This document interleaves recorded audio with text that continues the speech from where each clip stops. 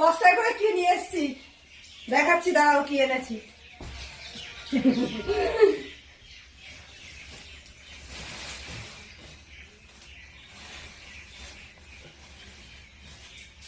রে বাবা রে, ধনে পাতায় দেখো দেখো, কালকে শেষ করতে পারিনি, আবার নিয়ে চলে এসছে। কালকে ছিল দেখে আমি ওইভাবে রান্না করে শেষ করলাম, আবার নিয়ে এসছে দেখো।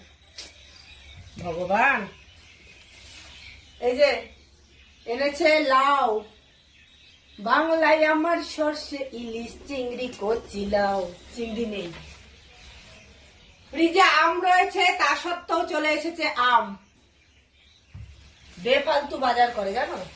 এখানে এনেছে হারা মির্চ, কাঁচা লঙ্কা, এটা লাগে কেননা যেহেতু আমার দোকানে বিক্রি করতে হয়।